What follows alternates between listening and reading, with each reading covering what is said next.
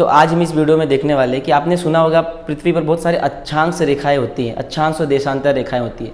तो मेन उनका काम क्या होता है, तो आज इस वीडियो में हम ये देखने वाले हैं। देखते क्या है, अक्षांश रेखाएं और देशांतर रेखाएं क्या होती हैं, जिसको इंग्लिश में इसे लैटिट्यूड कहते हैं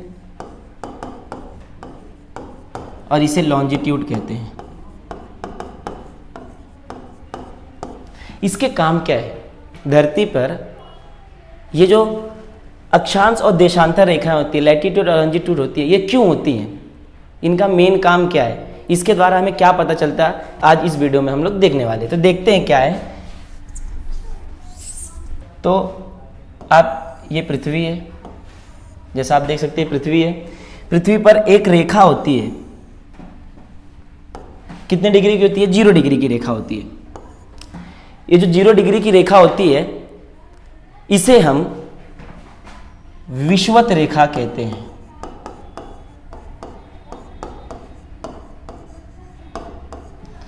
इसे हम विषुवत रेखा कहते हैं। इंग्लिश में इसे इक्वेटर कहते हैं। इस कितने डिग्री की होती है, 0 डिग्री की होती है। कितने डिग्री की, 0 डिग्री। इसका काम क्या होता है।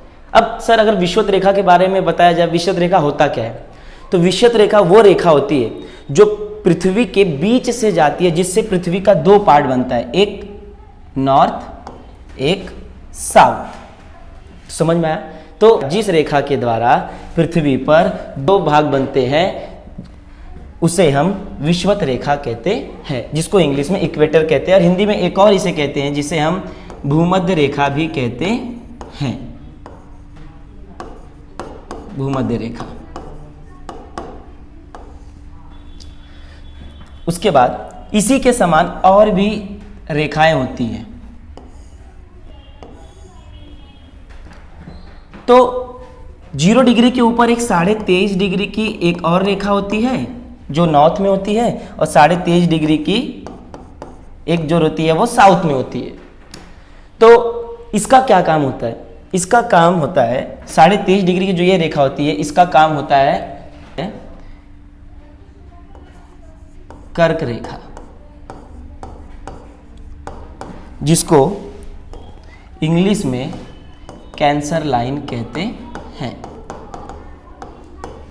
और सेम जो 23.5 डिग्री की साउथ में होती है उसे हम मकर रेखा कहते हैं, जिसे इंग्लिश में कैप्रिकॉर्न लाइन कहते हैं।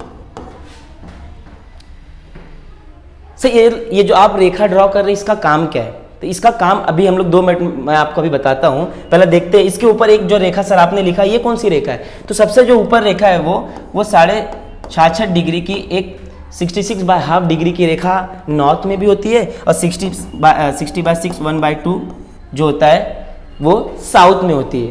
तो इसका नाम क्या है, इसका नाम है आर्कटिक लाइन,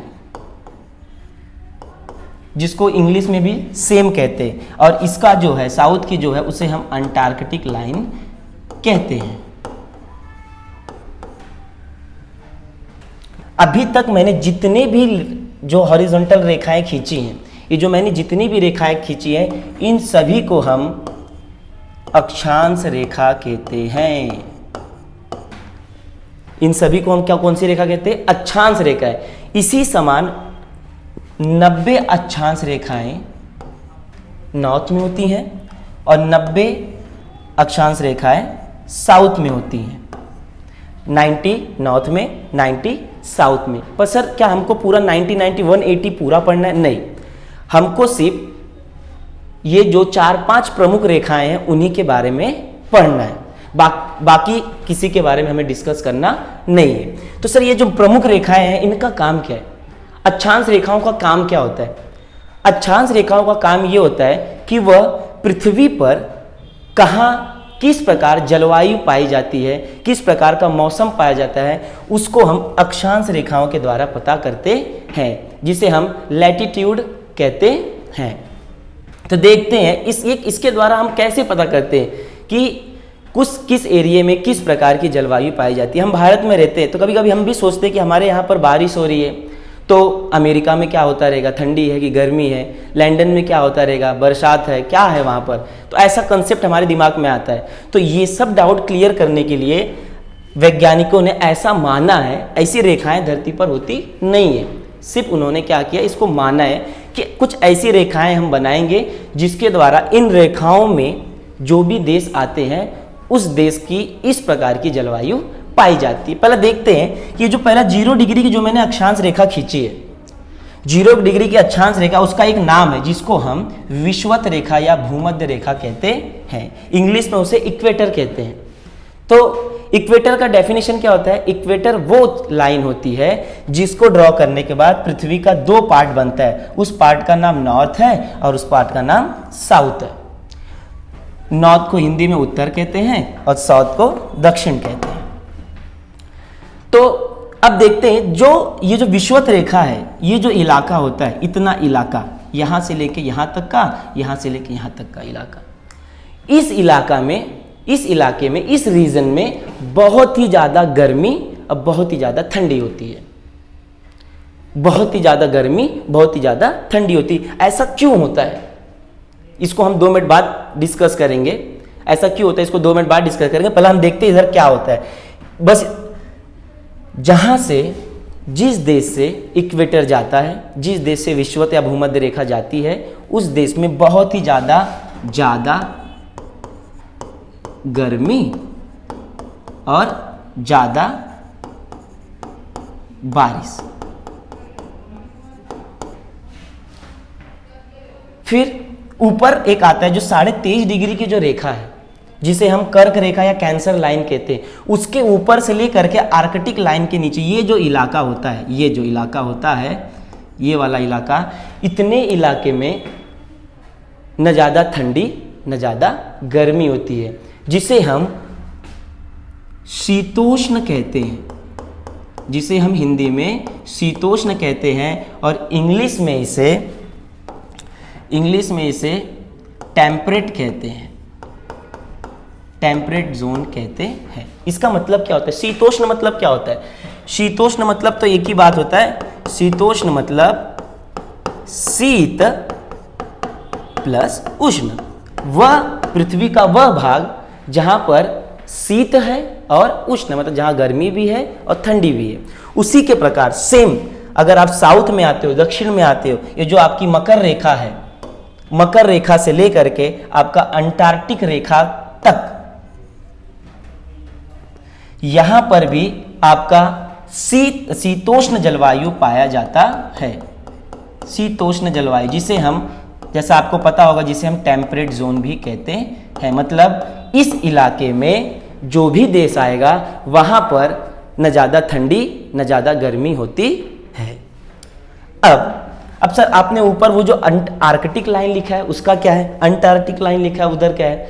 वहां पर सिर्फ एक ही चीज पाया जाता है, वहां पर कोल्ड जोन पाया जाता है। कोल्ड दोनों जगह पर, जिसे हिंदी में शीत कहते हैं।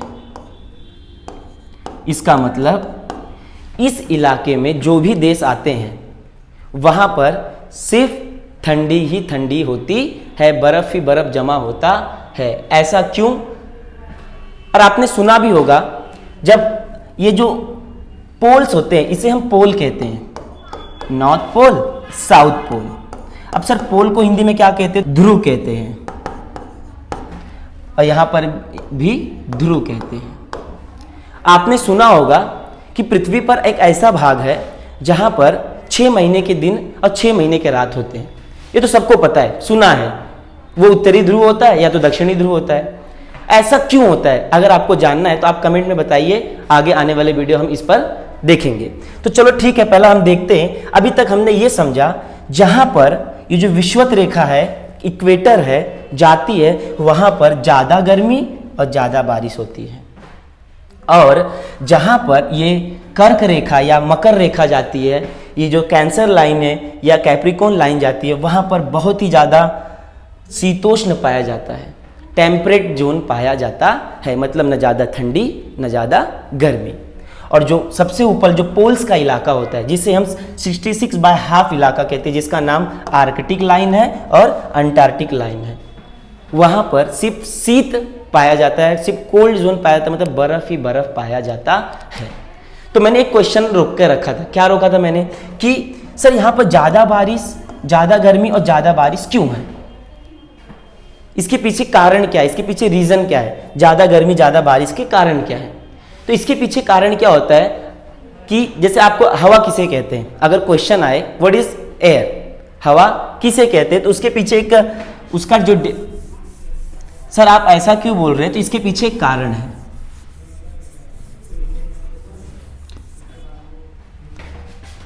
देखते हैं, तो क्वेश्चन क्या है, हवा किसे कहते हैं, हवा किसे कहते हैं, देखो उच्च दाब से निम्न दाब पर बहने वाली वायु को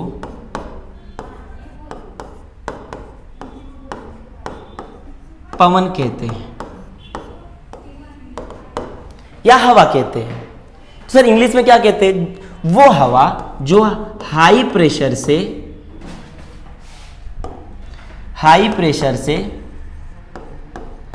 लो प्रेशर की ओर बहती है। अब sir high pressure low pressure ये क्या बता रहे हो आप, तो सर हाई प्रेशर कहां बनता है, लो प्रेशर कहां बनता है, एक चीज याद रखना बेटा, हाई प्रेशर वहां बनता है जहां पर ज्यादा ठंडी होती है और लो प्रेशर वहां बनता है जहां पर गर्मी होती है। तो हवा का हमने हवा का मतलब क्या समझा कि जो हवा होती है वो हाई प्रेशर से लो प्रेशर की ओर बहती है। तो इसका मतलब क्या है सर, इसका इससे क्या रिलेशन, ज्यादा गर्मी ज्यादा बारिश से। अब देखो बारिश का कारण क्या है, ज्यादा बारिश इसलिए होती है कि देखो यहां पर हमने क्या पढ़ा कि यहां पर सिर्फ बर्फ ही जमा होता है साउथ पोल और नॉर्थ पोल पे। तो जो बर्फ जमा होता है इसका मतलब क्या होता है, यहां से जो भी हवाएं आती हैं यहां से ही हवा आती है, बिकॉज हवा का क्या फीचर है, क्योंकि वो हवा जो होती है हाई प्रेशर से लो प्रेशर में बहती है, उच्च दाब से निम्न दाब की ओर बहती है। तो यहाँ पर उच्च दाब है, तो उच्च दाब से हवाएं कहाँ पर आती हैं, इक्वेटर पर, यहाँ से यहाँ पर, यहाँ से यहाँ पर, उच्च दाब से निम्न दाब पर। तो जब उच्च दाब से निम्न दाब पर हवा बहती है, हाई प्रेशर से लो प्रेशर पर हवा बहती है, तो सब हवा इधर आकर के इक्वेटर के पास आ जाती है।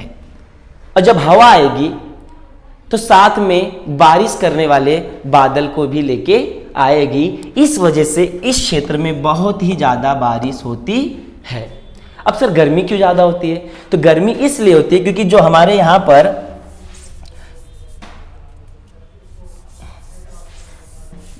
यहाँ पर सूरज चाचा हैं, वो जो जहां इक्वेटर होता है उस पर सूर्य की लाइट, सनलाइट एकदम स्ट्रेट पड़ती है, जिस वजह से यहां पर सबसे ज्यादा गर्मी होती है। तो सर इसका एक एग्जाम्पल बताओ। तो आपको पता है जो अफ्रीका है, अफ्रीका के ज्यादा से ज्यादा भागों पर हमारा इक्वेटर जाता है, हमारा विषुवत रेखा जाता है। तो आपको पता ही होगा वहां के लोग कैसे होते हैं, काले होते हैं। उसका कारण यही है क्योंकि यहां पर बहुत ही ज्यादा गर्मी होती है। तो इस तरीके से पूरे विश्व के जितने भी देश हैं जिस लाइन में पड़ते हैं, उस हिसाब पर उस देश का हम क्या करते हैं, अनुमान लगाते हैं कि उस देश में किस प्रकार की जलवायु पाई जाती है या किस प्रकार का तापमान पाया जाता है। तो हमारा आपने भारत को पढ़ा होगा, भारत जो है, भारत का कुछ भाग जो है वो कर्क रेखा में आता है, तो कुछ भाग जो है वो इक्वेटर के लाइन में आता है। ये देखो, ये आपका भारत है, इसको मैं आपको हाईलाइट करके दिखाता हूं। ये आपका भारत है। देखोगे इसका कुछ भाग कर्क रेखा में आया है, तो कुछ भाग उष्णकटिबंध में आया, जिसे हम कहते हैं अपने इक्वेटर में आया। ये सिर्फ मानते हैं कहने का ये मतलब है भारत का आधा भाग जो है वो कहाँ पर है, कर्क लाइन में, जो कि बीचों बीच से जाती है, और आधा भाग जो है वो हमारा इक्वेटर के लाइन में आता है। तो कहने का क्या मतलब है कि आप जानते होंगे ये जो दूरी है भारत का इक्वेटर से जो दूरी है वो कितना है, 876 किलोमीटर। इसको आप इजीली याद कर सकते हो। कैसे सर? 678, मतलब भारत से विषुवत रेखा की दूरी 876 किलोमीटर है। इस प्रकार से आप पूरे देश में किस प्रकार की जलवायु है, किस प्रकार का तापमान है, वहां बारिश गर्मी किस प्रकार पाई जाती है, आप अक्षांश रेखाओं के द्वारा पता लगा सकते हैं। तो अक्षांश रेखाएं कितनी होती हैं सर? नॉर्थ में 90 होती हैं और साउथ में 90 होती हैं। टोटल कितनी हो गई बेटा? टोटल 180 अक्षांश रेखाएं हो गई। ठीक है, तो टोटल कितनी रेखाएं हो गई? टोटल 180 अक्षांश रेखाएं हो गई। कहाँ कहाँ पर? एक नॉर्थ प्लस साउथ रेखाएं होती हैं। तो देखते हैं नॉर्थ में कितनी रेखाएं होती हैं? 90 प्लस साउथ में कितनी रेखाएं होती है? 90, टोटल 180 अक्षांश रेखाएं होती हैं। पर कहीं कहीं पर जब आप पढ़ोगे तो कहीं कहीं पर क्या होता है, 181 अक्षांश रेखाएं बोल देते हैं। इसके पीछे का रीजन क्या है? जो 0 डिग्री की जो हम इक्वेटर का पढ़ते हैं वो इसमें ऐड नहीं रहता है, तो इसमें हम वो ऐड कर देते हैं। तो जब एक विषुवत रेखा अगर हम इसमें ऐड करते हैं तो टोटल कितनी हो गई? 181। तो पृथ्वी पर टोटल 181 अक्षांश रेखाएं होती है, जिसे हम लैटिट्यूड कहते हैं। मतलब पृथ्वी पर 180 लैटिट्यूड होती है, और कहीं कहीं पर अगर ऑप्शन आता है तो 181 होती है। ये तो अक्षांश रेखा का हमने पढ़ लिया। अब सर देशांतर रेखा क्या होती है? लॉन्जिट्यूड का काम क्या होता है? तो देशांतर जो रेखा होती है उससे हम देशांतर रेखा के द्वारा हम किसी भी देश के डेट के बारे में पता लगा सकते हैं, डेट या टाइम के बारे में पता लगा सकते हैं। कैसे? देखते हैं। ये हमारी पृथ्वी हो गई। पृथ्वी पर एक बीच से एक रेखा जाती है 0 डिग्री की, ठीक है, बीच से एक रेखा जाती है। इसी के समान बहुत सारी पृथ्वी पर रेखाएं बनी होती हैं। देखो, इन जितनी भी मैंने रेखा बनाई है, इन सभी रेखा को हम देशांतर रेखा कहते हैं, जिसे इंग्लिश में लॉन्जिट्यूड कहते हैं। पृथ्वी पर टोटल लैंजिट्यूड जो होता है 180 प्लस 180 इज इक्वल टू 360 होती है। सर आपने 180, 180, 360 कहा, पर ये रेखाएं कहाँ कहाँ होती है? तो आपको मैं बताता हूं कि हमने जो ये बीच की रेखा खींची है, सर इस बीच की रेखा को क्या कहते हैं? इस बीच की रेखा को हम इंग्लिश में प्राइम मेरिडियन लाइन कहते हैं, जिसको हिंदी में प्रधान रेखा या और प्रमुख यामोत्तर रेखा कहते हैं। सर इसका क्या काम है? इसी रेखा के द्वारा हम विश्व में किसी भी देश का डेट और समय बता सकते हैं। ये जो रेखा है जिसका नाम क्या है? Prime meridian line. ये जो रेखा मैंने टेढ़ी मेढ़ी बनाई ये इसी प्रकार है, एक सीधी रेखा नहीं है, ये टेढ़ी मेढ़ी रेखा है। ये वैज्ञानिकों के द्वारा 1885 में वैज्ञानिक लंदन के ग्रीनविच शहर में बैठ करके इसको ड्रॉ करते हैं। ऐसा मानते हैं कि पृथ्वी पर एक रेखा होगी बीच से, कि ये जो प्राइम मेरिडियन लाइन है ये पृथ्वी के एकदम बीच से जाएगी, जिसके द्वारा हम पूरे देश का हम क्या कर सकते हैं? समय और तारीख बता सकते हैं। ये जो 1885 में बताया गया था, खोज हुई थी। तो ठीक है, अब सर आपने बोला सर इसका डेफिनेशन क्या है? प्राइम मेरिडियन का डेफिनेशन क्या है? तो प्राइम मेरिडियन पृथ्वी पर वो लाइन जिसके ड्रॉ करने के बाद पृथ्वी का 2 पार्ट बनता है, एक जो है वो ईस्ट बनता है और एक वेस्ट बनता है। उस लाइन को हम प्राइम मेरिडियन लाइन या प्रधान रेखा या प्रमुख आमोत्तर रेखा कहते हैं। अब जो ईस्ट है वहां पर 180 पाई जाती है रेखा और वेस्ट में 180 पाई जाती है। टोटल कितनी हो गई 360। तो सर ये जो बीच में जो रेखाएं होती है, जो बीच का जो गैप होता है वो कितना होता है? दो देशांतर रेखाओं के बीच की दूरी कितनी होती है? तो दो देशांतर रेखाओं के बीच की दूरी जो होती है 111.3 किलोमीटर होती है। पर ये डिस्टेंस बीच में बढ़ जाती है। पर नॉर्मली दो देशांतर रेखाओं के बीच की दूरी, दो जो है लॉन्जिट्यूड के बीच की दूरी कितनी होती है? 111.3 किलोमीटर होती है। अब हमको ये देखना है इसके द्वारा हम कैसे किसी देश का समय निकाल सकते हैं। ये जो होती है 0 डिग्री की होती है, जिसे हम प्राइम मेरिडियन लाइन कहते हैं। तो हम देखते हैं किस प्रकार हम किसी देश का समय निकाल सकते हैं। ठीक है, आपको एक चीज पता होगा, जो पृथ्वी है वो 24 आवर्स में 360 डिग्री घूमती है। पृथ्वी जो है वो 24 आवर्स में 360 डिग्री घूमती है। मतलब पृथ्वी को खुद का एक चक्कर लगाने में कितना टाइम लगता है? 24 घंटा लगता है। जितने भी प्लैनेट होते हैं उनका दो काम होता है। आपको पता होगा हर एक प्लैनेट का दो काम होता है। पहला काम वो सूर्य का चक्कर लगाती है और दूसरा काम वो खुद का चक्कर लगाती है। ये हर एक प्लैनेट का काम होता है। इसी प्रकार पृथ्वी भी खुद का एक चक्कर लगाने में कितना टाइम समय लेती है? 24 आवर्स, मतलब 24 घंटे में 360 डिग्री घूमती है। अगर हमें 1 घंटे का निकालना रहेगा तो क्या कर सकते हैं? तो हम क्या लिखेंगे? 1 आवर्स बराबर, अब 360 है, 360 लिख दिया, फिर बचा क्या? 24 1 जा 24, नीचे आ जाएगा यहां पर। तो अगर इसको हम कट करेंगे तो 12 के टेबल से जाएगा, 12 2 जा 12 3 जा 30 हो गया, 2 अभी भी बचा हुआ है, 2 1 जा 2 1 जा, यहां पर 1 गया, 2 5 जा 10, कितना आया? 15।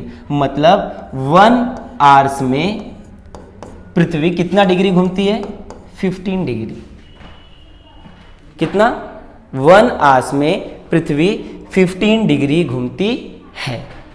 तो अब हमें और अगर इसको हम सॉल्व करते जाएं, अब 1 आवर्स में इतना घूम रही है, तो फिर अगर इसको 1 डिग्री घूमने के लिए पृथ्वी को कितना समय लगेगा? अगर हमको देखना ये कितना डिग्री घूम रही है? 15 डिग्री। तो अगर हमें 1 डिग्री का निकालना है तो क्या करना पड़ेगा? 1 आवर्स को स्प्लिट करो, 1 घंटे में कितना मिनट होता है? तो 1 घंटे में कितना मिनट होता है सर? 60 मिनट होता है। मतलब 16 मिनट में 15 डिग्री घूम रही है। तो सर 1 डिग्री घूमने के लिए कितना मिनट लगेगा? तो 1 डिग्री घूमने के लिए 1 degree is equal to 60 minute divide by 15। Easy, 15 1 जा, अब 15 था, 60 मिनट था, 15 के नीचे 16 लिख दिया।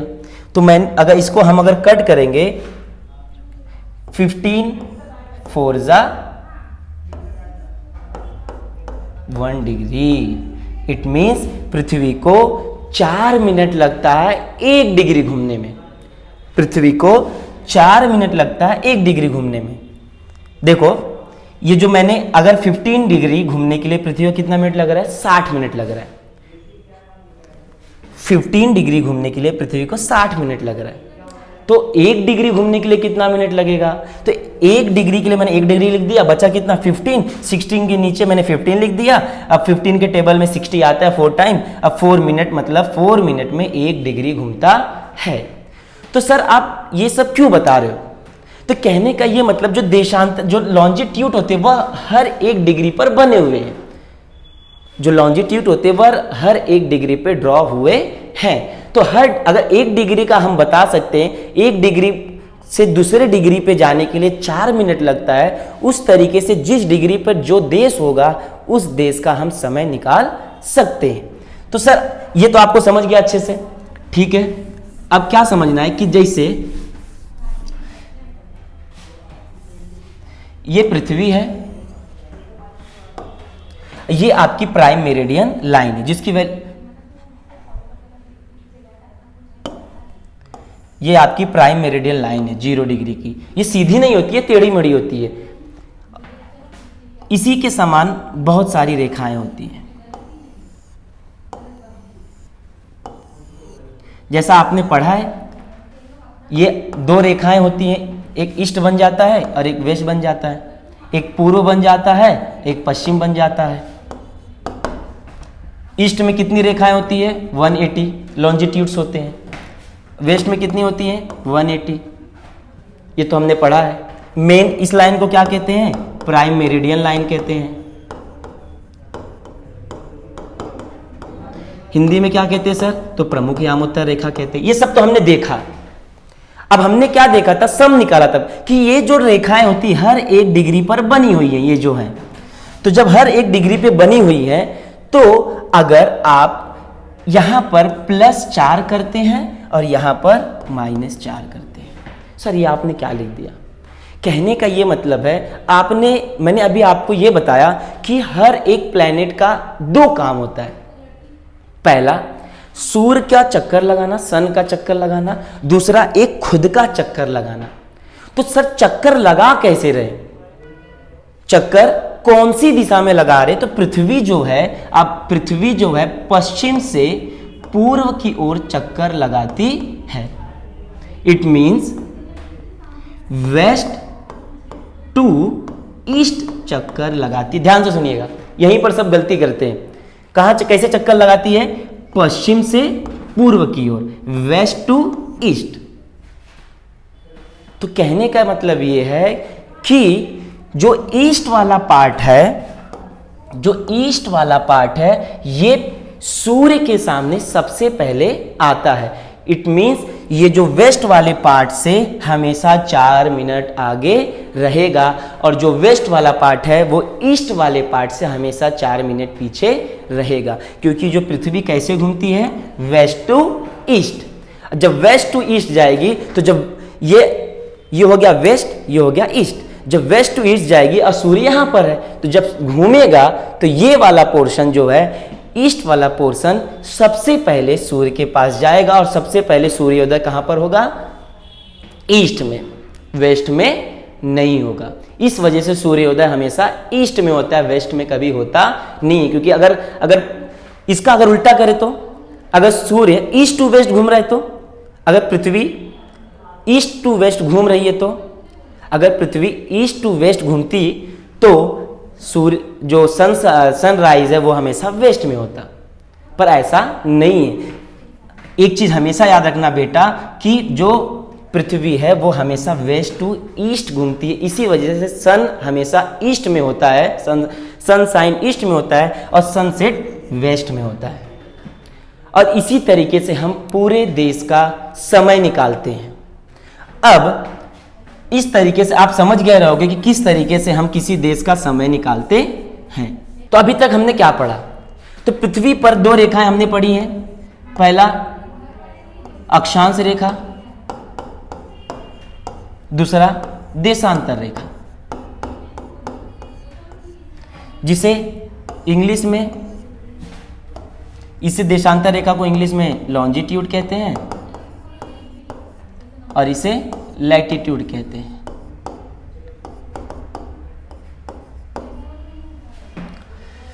पृथ्वी पर अक्षांश रेखाएं 2 तरीके से होती हैं, एक साउथ में प्लस नॉर्थ में। साउथ में कितनी होती है? 90, प्लस नॉर्थ में कितनी होती है? 90 इज इक्वल टू कितनी हो गई? 180। क्लियर है? और इसी प्रकार लॉन्जिट्यूड कितने होते हैं? ये हमारे ईस्ट में होते हैं प्लस वेस्ट में होते हैं। ईस्ट में कितने होते हैं? 180, प्लस वेस्ट में कितने होते हैं?